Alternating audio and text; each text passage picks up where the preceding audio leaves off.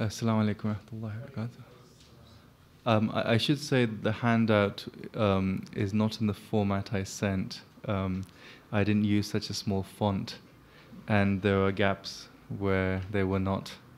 It should all have, yeah, something's happened. And it was also the other way around. Anyway, these things happen.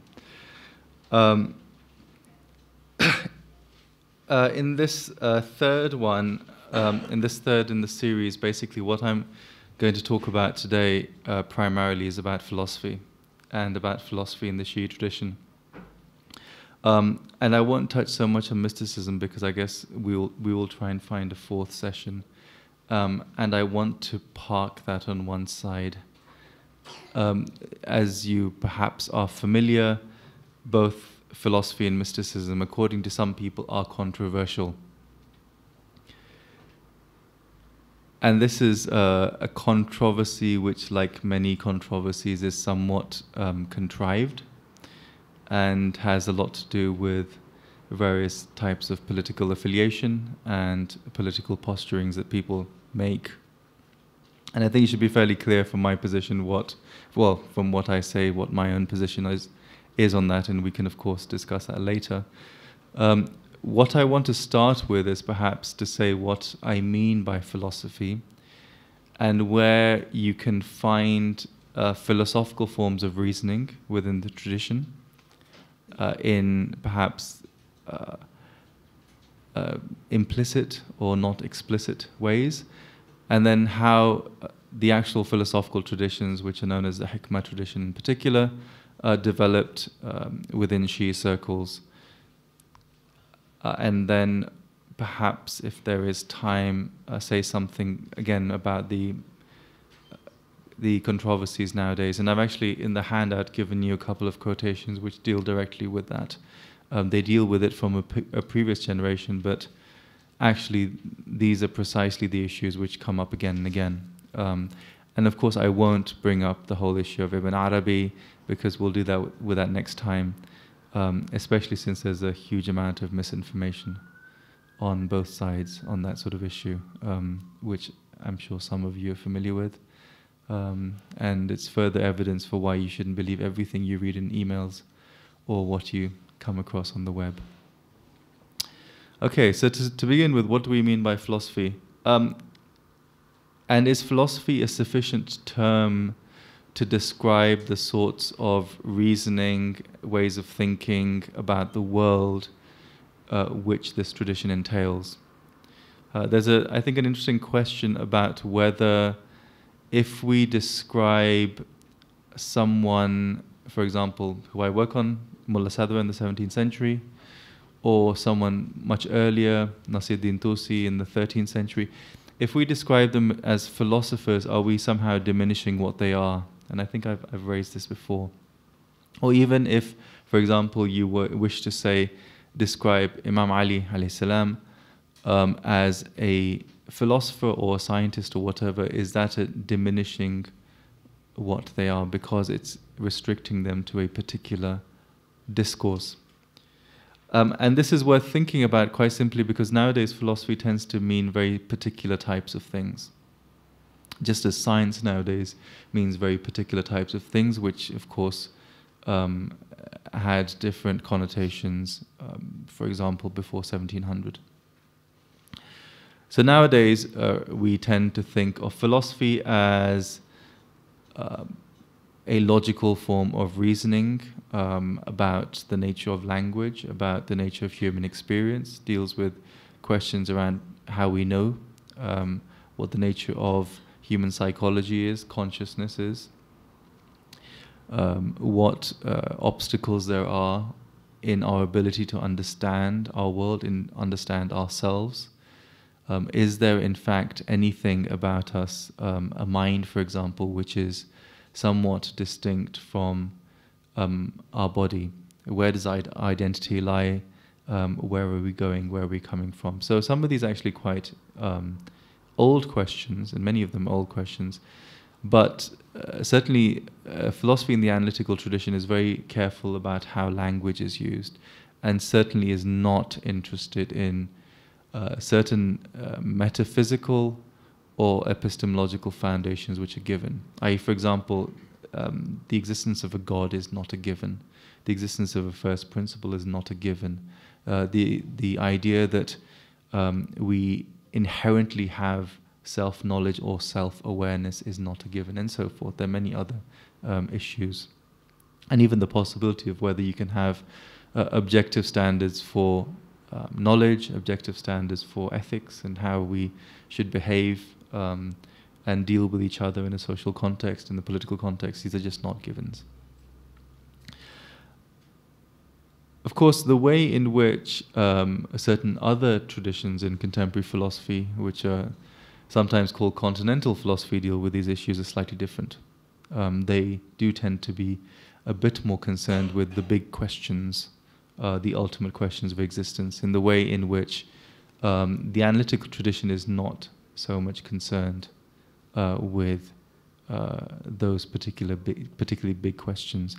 And certainly the earlier generation of analytic philosophers, say up to about the 50s and 60s, would have thought that asking the big questions about the nature of existence were really meaningless questions. They were questions which could not be properly analyzed. They had logical flaws in their structure and so forth. So it's worth bearing in mind that when we talk about philosophy, these are the sorts of things that contemporary philosophers mean. And so then it begs the question of whether philosophy is the right word to use. So then if we turn to what people understood by falsafa and hikmah in the classical period, in the medieval and Safavid period, we deal with something slightly different. We, of course, have very similar types of questions. You know, how do we know things? What is the nature of the human? Are we composed of, for example, two different things or two different substances? Do we have, for example, on the one hand, a soul and on the other hand, a body? And this has some sort of relationship which we need to understand. What is the nature of our self-awareness? What sort of ethical implications arise from this conception of the human and so forth? But fundamentally, when people define philosophy in the classical period, they define it in a very broad manner. And there are a number of definitions given. Some of these go back to Plato, actually, to ancient philosophy. For example, one definition of philosophy is that philosophy is a certain preparation for death. It's a way of dealing with death, because philosophy is a reflection on what the nature of reality is, on the nature of who we are, where we're coming from, where we're going. So obviously death is something which everyone is moving towards. So philosophy is fundamentally about understanding how you deal with death. And there are other reasons sometimes given for those who took up this definition and understood it in a religious context. They also understood it in the sense that, of course, once you're dead, then suddenly certain basic truths about reality would be revealed. You'd actually realize what was going on. You'd actually see where you were going to. And you'd be on this path towards the divine. An associated definition of philosophy with that was that philosophy was a way in which you could escape the prison of your body and the prison of this world and flee from the evil of this world, because attachment within this world led to your to basically obstacles to your understanding, obstacles to really think and concentrate on the big questions. And you wanted to flee from this world towards some sort of salvation beyond this world, which of course lay with God. And this was ultimately through a process of reflection, of the practice of reflection and contemplation, and associated with that of spiritual practices as well, through which you could actually, in a sense, become divine or become like God.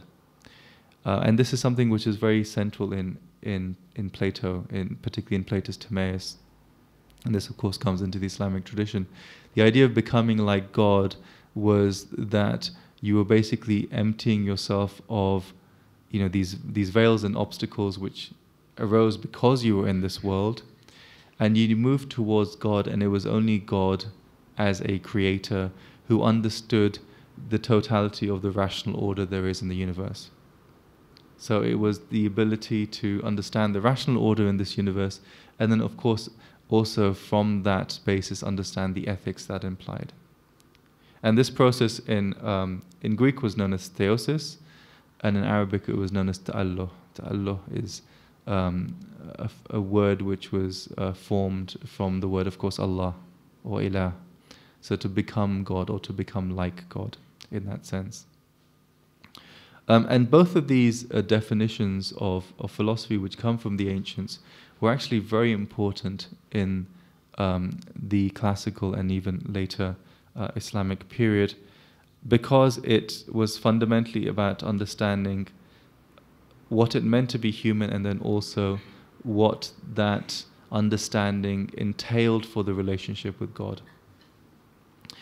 And associated with that was this notion that philosophy ultimately was understanding different types of relations between causes within this world, ultimately from the first cause down to humans, and the ability to, as the famous phrase is, to see things as they truly are, to really understand what the fundamental property was of things that you encountered within this world, to understand the basic essences of what it was. For all of these three notions which I've mentioned just now, what happened from quite early in the philosophical tradition was that there was an attempt to link this with some really fundamental sayings attributed to both the Prophet and Imam Ali, and to show how there was a continuity there. There was this sort of grand project, if you want, of reconciliation. So, for example, the idea of seeing philosophy as a way of seeing or understanding things as they truly are was then related to what was supposed to be a prophetic prayer, Allahumma arina al-ashya kama hiya, O Lord, O God, show me things as they truly are, which became very popular in the tradition. And another one which I think I mentioned before, which is Imam Ali saying that wisdom lay in understanding who you were, where you were coming from, and where you were going, which related to the idea of the preparation for the death or the preparation for the future. And with the idea of theosis, you had this famous saying, or exaltation, takhalluqu bi akhlaqillah, acquire the virtues of the divine. So in each of these cases, there was this element of trying to effect a reconciliation. The more technical, sort of rational aspect of the philosophical tradition had an extensive definition of what philosophy was, which actually combined various elements of these different notions. So if one looks at, say, Mullah Sadra in the 17th century, he has, of course, many different definitions of philosophy depending on the text in which they're found. But the one standard one is that philosophy is about the perfecting of the rational soul, so that it is capable of constructing demonstrative, conclusive arguments about the nature of reality, and it's capable of doing that without recourse to authority, i.e. it doesn't have to do taqleed in the rational matters. So the rational soul in itself has that perfection that it can produce those arguments, those demonstrations about the nature of reality without having to fall back on authority, insofar as is humanly possible. And this is a very important phrase which is given, insofar as is humanly possible. And through this process of the perfection of the rational soul, the human can acquire a resemblance to the Creator, and the phrase there is tashabbuh bil bari, a resemblance to the Creator, so that the human is in the position to ascribe and understand the rational order in the cosmos.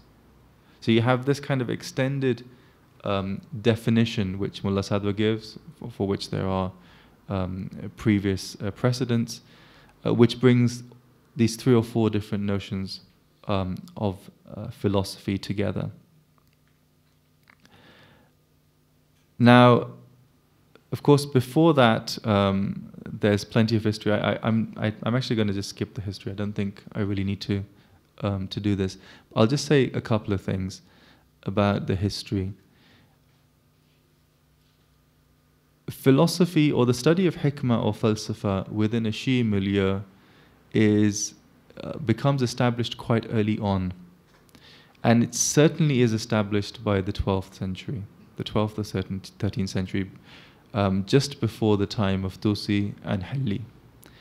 By the time you get to Tusi and Hilli, it's established that anyone who is a major sort of Shi'i scholar will have a training in philosophy, by which they meant the standard Aristotelian Avicennan tradition of metaphysics, understanding the nature of reality, the epistemology of how do we know certain types of things, the nature of human psychology, where does the intellect fit within this, where does reason fit within the human makeup, all the way through to ideas about eschatology and the resurrection. So it was very much established. But at the same time, from fairly early on, there was a notion that there were a lot of sayings of the Imams and the Prophet which were conducive to philosophical analysis, because they already bore within them ideas which were philosophically interesting. And we know that one of the reasons why this happened is because the Imams, certainly the later Imams, were living in a time in which philosophy and philosophical theology had come in to Islamic societies, and people were engaging in disputations. So already from the time of Imam Sadiq alayhi salam, you have quite explicit terminology about how you prove the existence of God, which has lots of parallels with what the theological tradition is doing. How you deal with issues of human responsibility. So, for example, in the classic conundrum about how do you reconcile the omnipotence of God with the ability to choose what you do with your actions. You know, are your actions your own? How do you acquire actions? How do you perform actions? What's the relationship between will and action? Does the fact that God knows you're going to do something then cause you to do that? These were already very established philosophical problems which are around. And then this becomes especially explicit in the time of Imam Rida alayhi salam, in which you have a number of very famous disputations. Again, I think in the first session I referred to one of the very famous disputations, which is at the court of Ma'mun, with a person who is known as Imran the Sabayan, Sabi, who we also find out later becomes a companion of the Imam.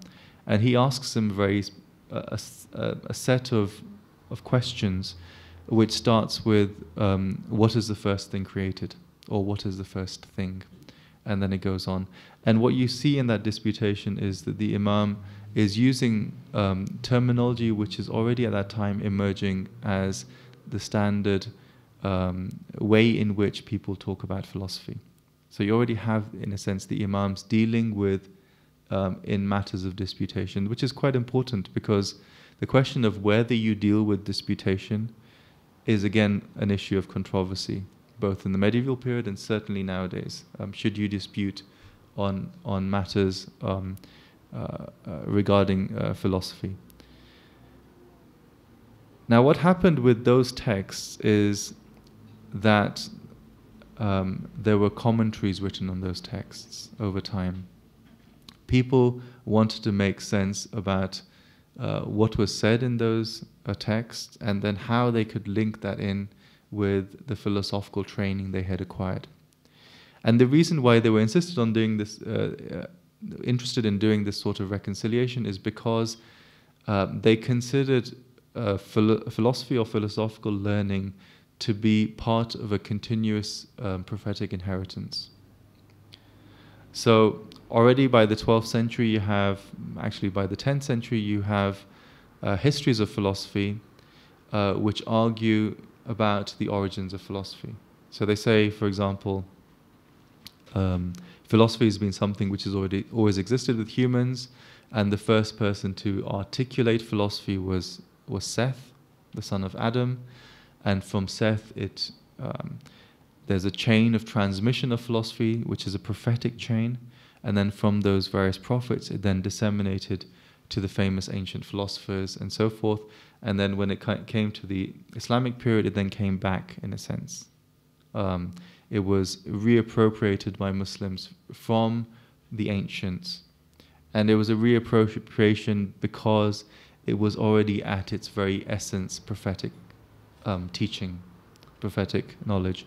And this is associated with a very famous hadith which is found in all sorts of sources, and there's of course disputes about what it means, but the hadith is al-hikmatu dalatul mu'min, you know, the hikmah or philosophy or wisdom, whatever, is the lost property of the mu'min.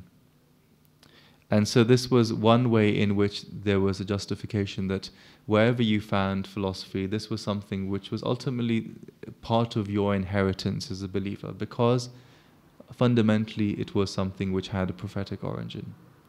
So it was very easy for philosophers in the Shi'i tradition to argue this was the case.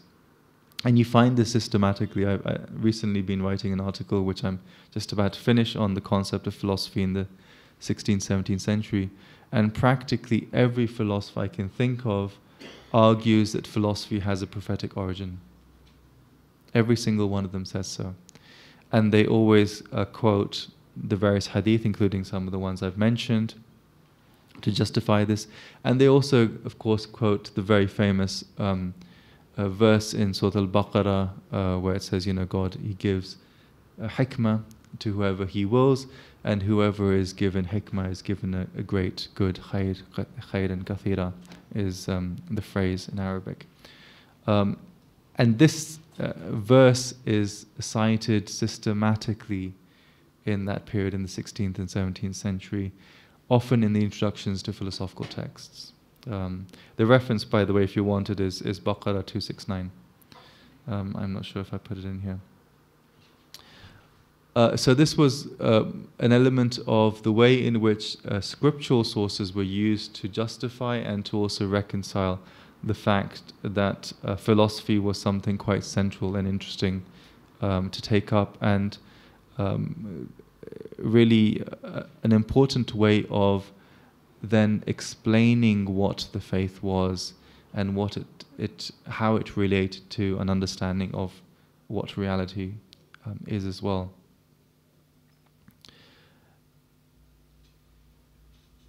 Now, at the same time as you have works which are trying to reconcile the two, of course you have a number of individuals trying to, in a sense, rip the two apart, or to argue that philosophy as we know it is a foreign science, it's a Greek science or an Indian science or an ancient Iranian form of reasoning, which doesn't fit well with what the Shi'i tradition is in itself.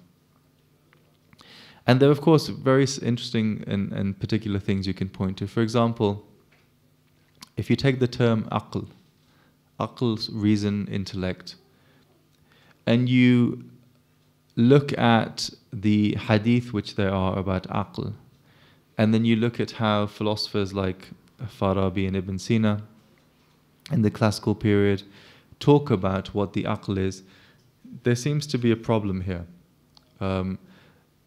Aql seems to have an independent existence. It's a substance. It's something which ultimately has an eternal origin, and it's a thing. It's a thing which does certain types of things. Whereas it's a substance basically. Whereas aql, or the various verbal forms associated with aql that you have in hadith, often seem to be talking about faculty, talking about things that you do, things that a human does. And the classic example of, well, what is the aql? The aql is that by which the merciful is worshipped, for example, and by which paradise is obtained, which is a very famous hadith in Al-Kafi. Did seem to be at odds with this rather Greek sort of substantive notion of reason, or nous, that the philosophers had. And I won't go into the cosmology, but there was a cosmological background to that which was also considered to be problematic. And there are a number of other kinds of issues where there seemed to be problems. And I'll just touch on, I won't do the whole Wahat al-Wujud question, we'll do that next time. But there was an idea about how you dealt with wujud being, existence, in philosophy, particularly philosophers which were mystically inclined, seemed to be problematic because there were certain hadith, and one can argue about where these come from, which seemed to be very critical of talking very abstractly about existence, reflecting upon the nature of the actual divine, as opposed to the divine's attributes, names, and actions, and also seemed to be quite explicit in its condemnation of Sufis, and Sufis, of course, were the ones who were associated with that particular language of wujud. And you find these tropes coming up again and again. You have the association, actually, of philosophy with mysticism or with Sufism from a fairly early period, certainly from the Safavid period in the 16th, 17th century onwards. You get works condemning both philosophers and Sufis in the same vein, and by referring to the same sets of these hadith. And interestingly, these hadith either go back to, or are attributed either to Imam Rida or his son and grandson. So they're sort of hadith related to much later Imams. So on the one hand, you have this established tradition of reconciliation, in which there are various texts interpreted in a particular way. And of course, many of these are also attributed to Imam Ali. I've mentioned a couple of famous ones in the handout. There's a famous encounter or an exchange with Kumail bin Ziyad, which is about, Kumail apparently asks the Imam, what is the nature of reality? What is Ma'al Haqiqa? And the Imam responds in a particular way. Or there are other very famous sermons attributed to the Imam, which again are considered by some to be very problematic. Ones in which, for example, the Imam is attributed as saying, I'm the first, I'm the last, I'm the manifest, I'm the hidden, I'm the one who saved Noah from the flood, etc., etc. And these sayings, these sermons become very important within the Hikma tradition.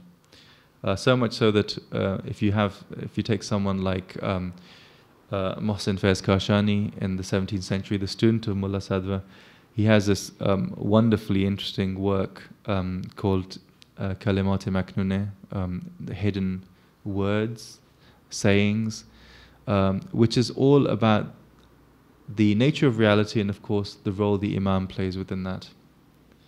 And throughout that text, you have the extensive citation of precisely these sorts of hadith or these sorts of sayings, these sorts of sermons, to then justify the position which is being made. And it's a very interesting text because Mohsin Faiz was probably the most important specialist in hadith of his time, and he's the author of, or the compiler of, one of the major hadith collections of that period. And yet, the vast majority of sayings in the Kalimat Maknuna you can't find in any other source. So that's a very interesting paradox of what exactly is going on. So that's one example. But as I said, there have always been the haters who have been around. And fundamentally at the core is this notion of something which is foreign. And I actually just want to read out the quotation which I gave you, which is from a text which nowadays is becoming very popular. And it's the Abwab al-Huda of Ayatollah Mirza Mahdi Ashtiani. And in the introduction to this text, he has this statement. He says, for anyone familiar, and he's basically condemning both philosophy and mysticism, but particularly philosophy. For anyone familiar with the policy of the caliphs, it is as clear as the sun that the reason for the translation of Greek philosophy and the encouragement of the Sufi way taken from Greece was naught but a policy to suppress the teachings of the Ahlul Bayt, peace be with them, and to distract people from them after they had been attracted to their teachers before this movement. They were successful in their goal after the result, just as they had dominated them by denying them apparent power. So in a sense, the promotion of philosophy in Sufism is the further extension of the usurpation of the authority of the Imams.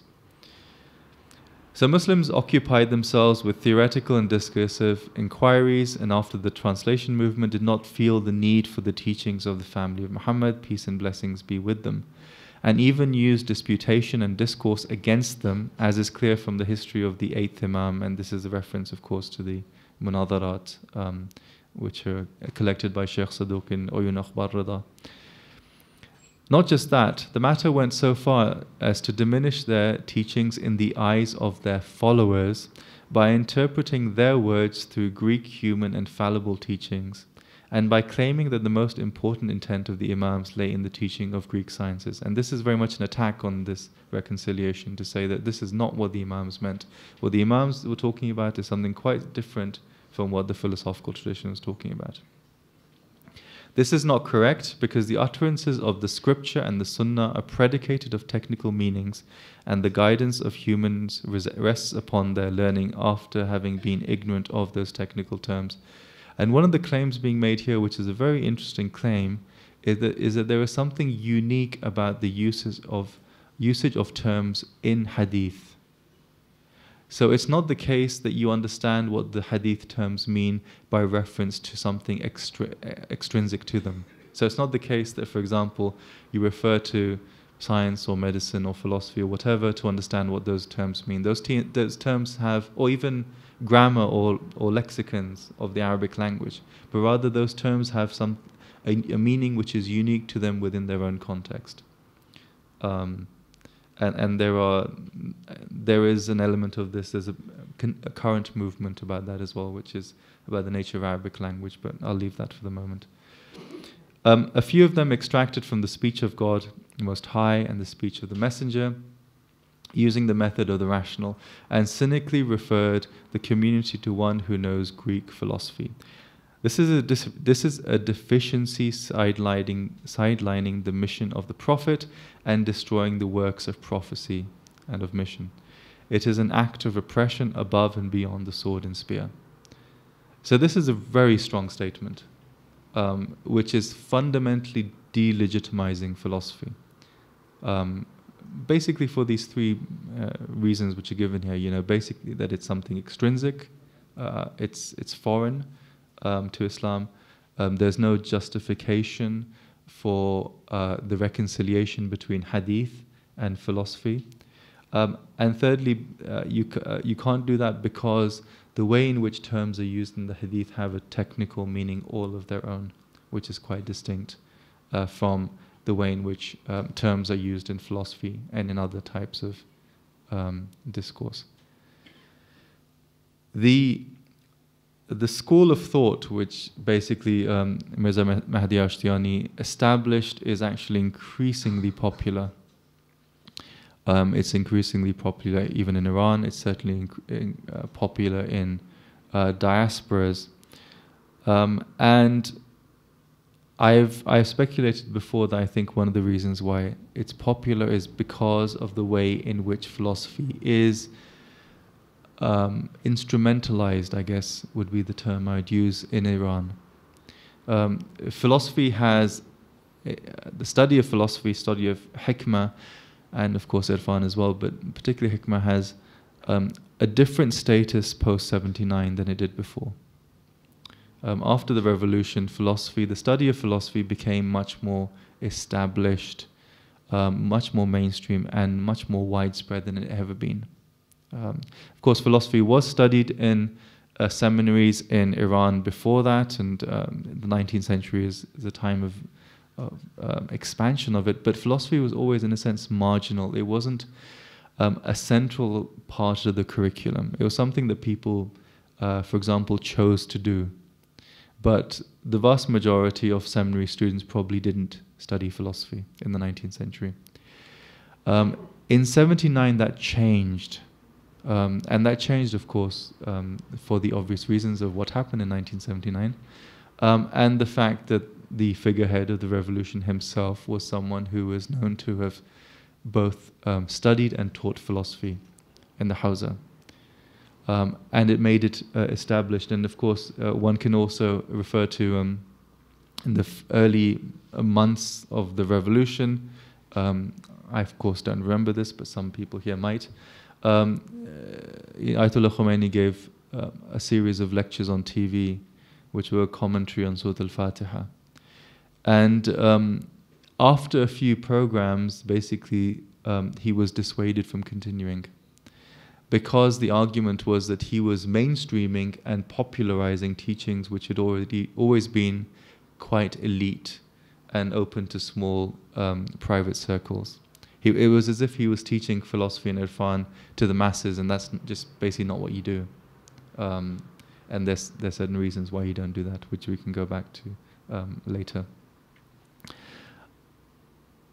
So because of this, philosophy then became quite dominant in the seminary. So much so that almost every student entering the seminary would be studying philosophy.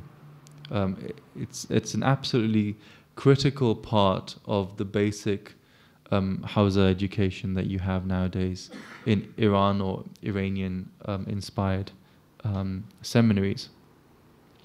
And so the rise of Mirza Mahdi Ashtiani's movement, which is known as the Maktab Tafkik, it's called Tafkik because it insists that the study of religion and scripture is something which is quite different from the study of philosophy and science and so forth, has, I think, also taken off because it's a response to the domination of the study, the sort of hegemony and dominance of the study of philosophy in the seminary itself. And it's also ultimately a way of expressing dissent as well. Because philosophy has become so closely associated with the revolution, if you're attacking the legitimacy of philosophy, in a sense you're attacking the legitimacy of revolution in a rather subtle and indirect way.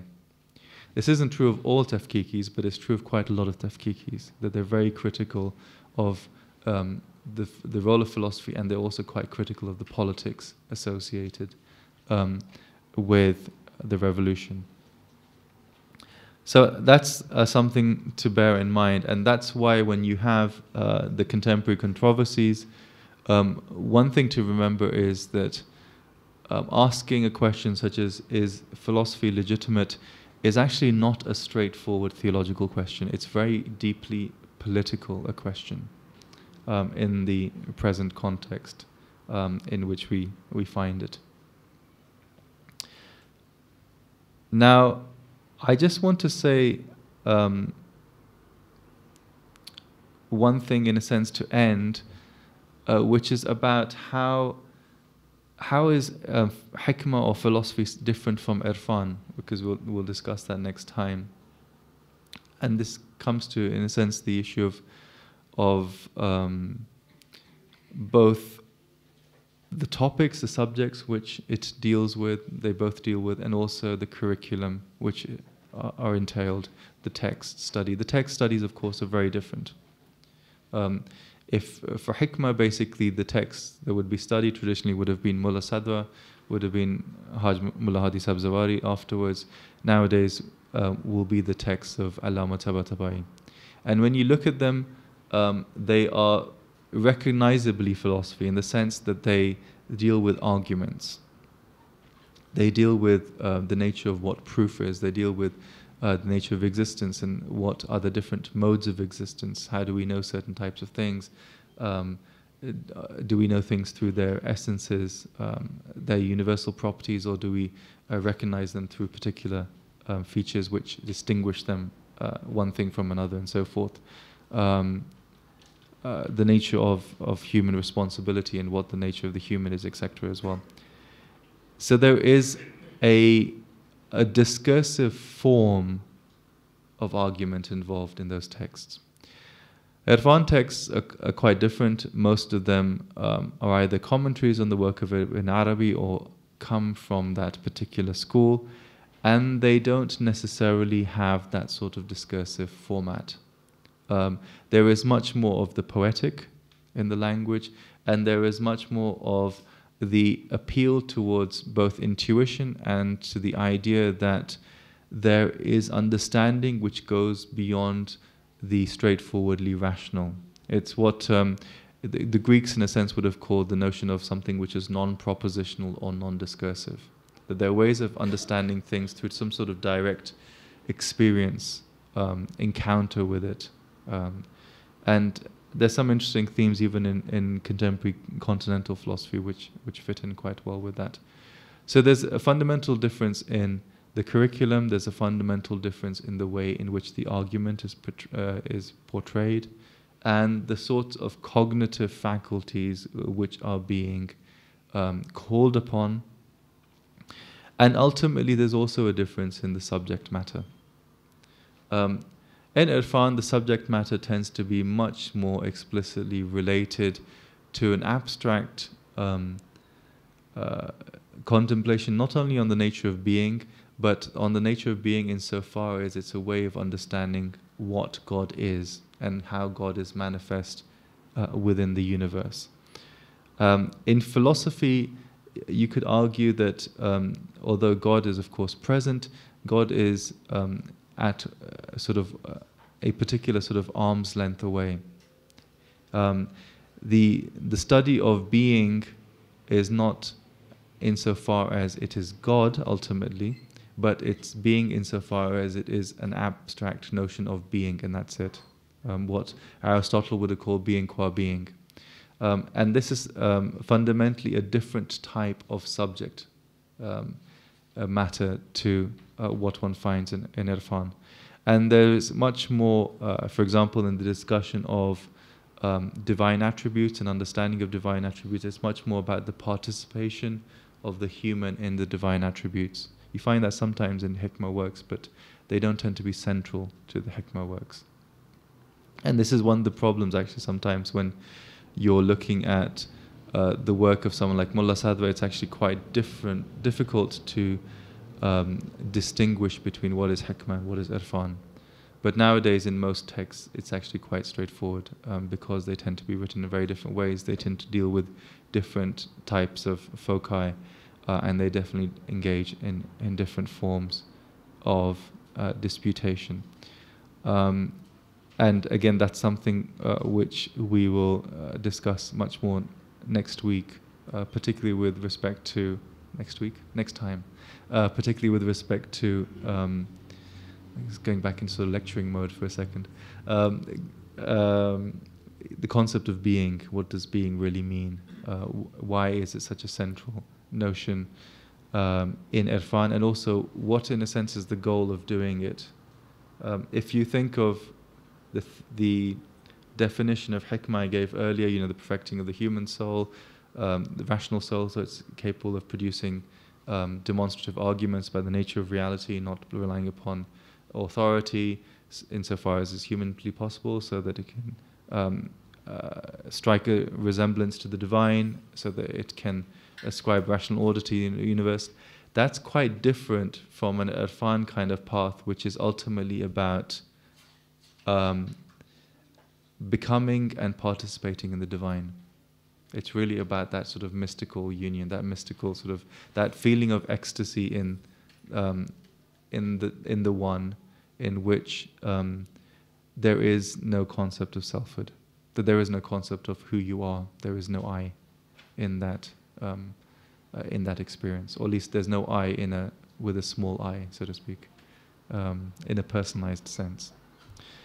So we're talking about ultimately two very different kind of modes of practice, but there are areas in which there may be some fuzziness and overlap, which I've tried to indicate. But we'll deal with Irfan later, and I'm happy to discuss the issues of controversy in some more detail, and I think I should probably stop there. Okay. Salawat.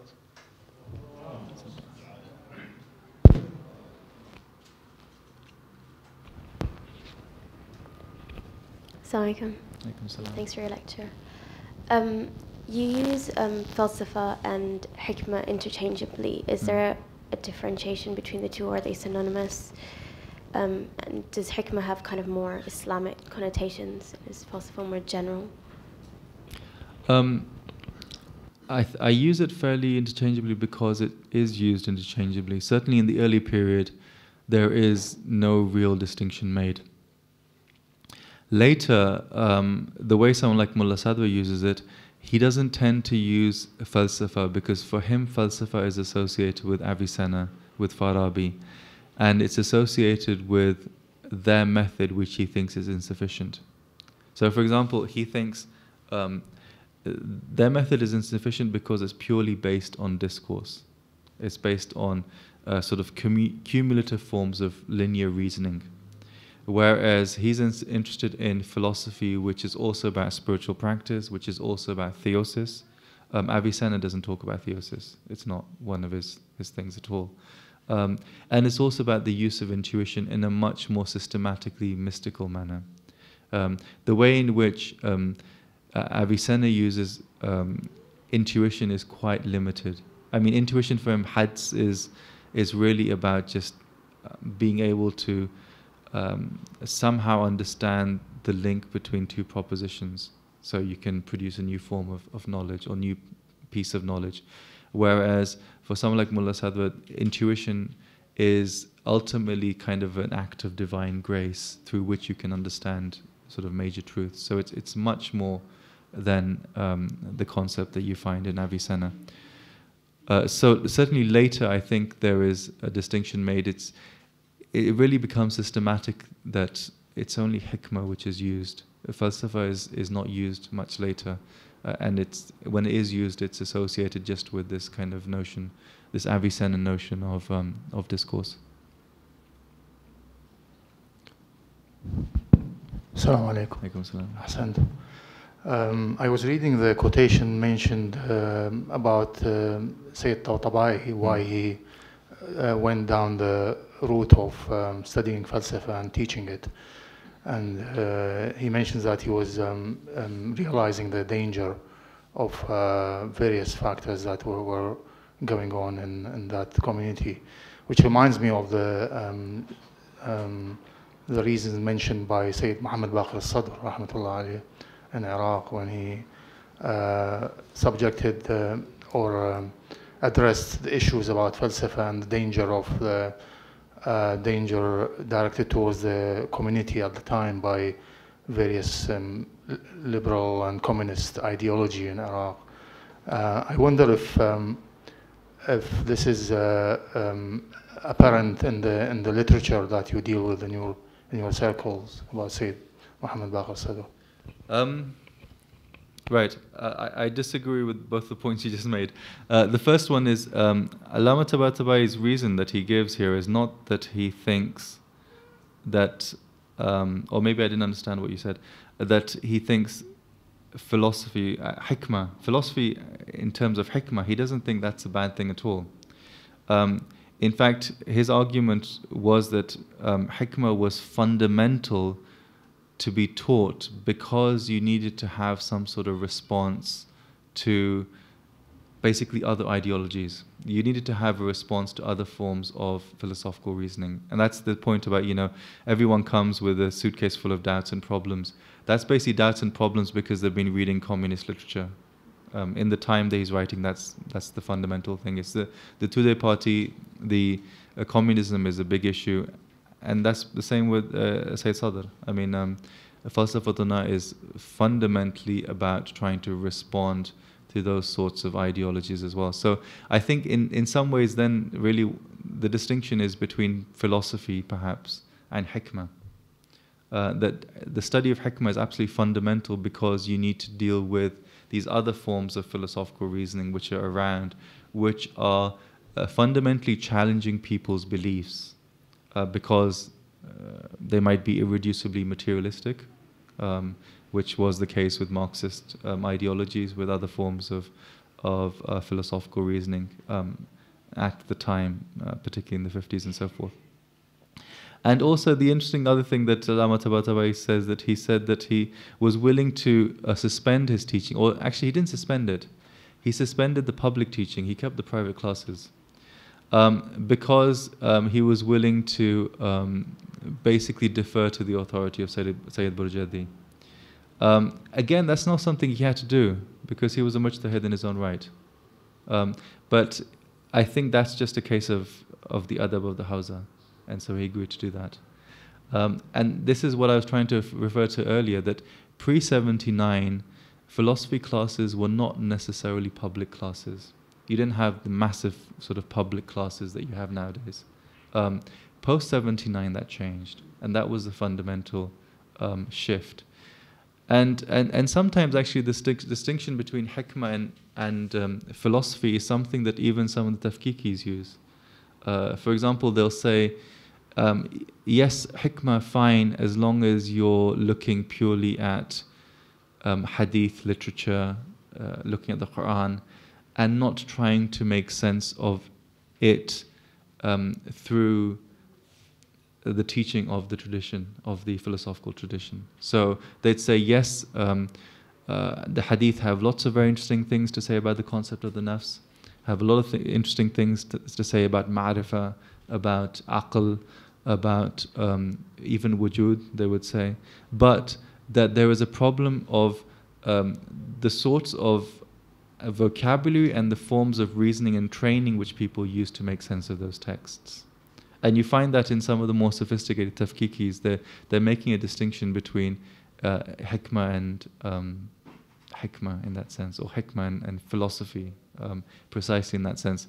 And sometimes they're even using, interestingly, contemporary philosophical arguments for why you should do that. I mean, there's a very interesting comparison to be made between the tafkiki notion that we have certain beliefs which are basic, and they would argue, for example, belief in the existence of God is a basic belief. There's something you can't question. It's just humans are hardwired to believe in God. And this is precisely what some reformed epistemologists who happen to be Christians also say, that there are certain sets of beliefs which are absolutely basic and they're not open to any sort of doubt. They're not even open to argumentation and proof. That's what humans are. And so there's a very interesting comparison to be made there.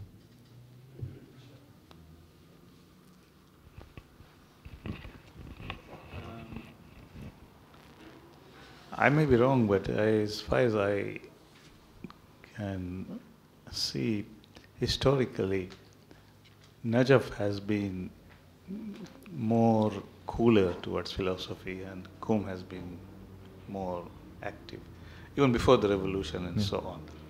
Now, is that because some fundamental characteristics of the two houses are different, or is that because people gravitate to where they feel their ideas are more relevant? It depends on whether you think there is a school of Najaf and a school of Qom. And some people do. Some people believe this is very rigid, and some people believe this goes back a long way, like hundreds of years, not just a bit.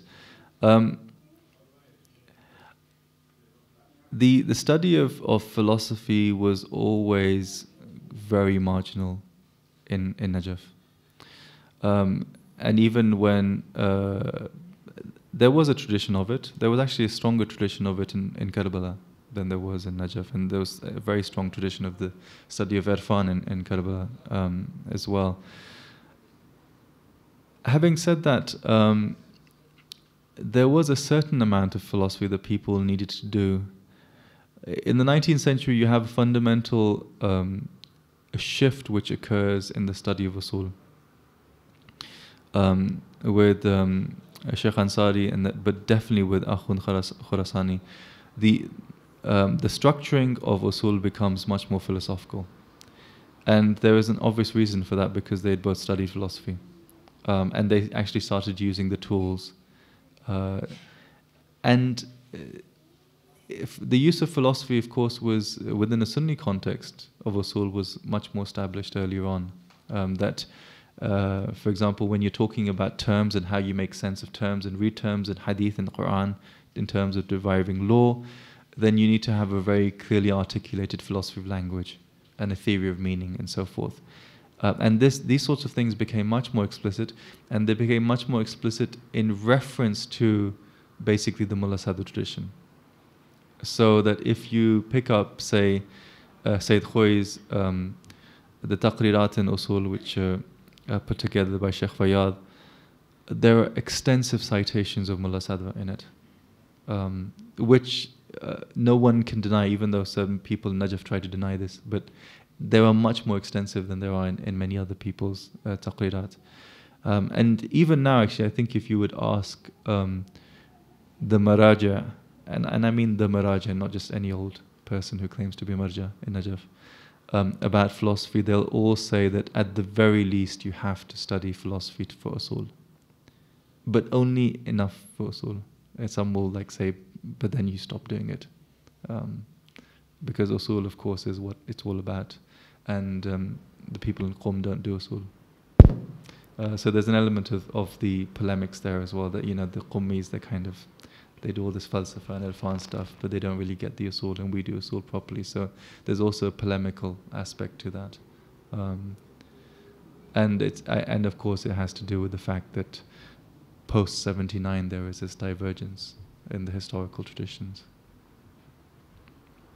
Thank you very much. I think we're on the salawat.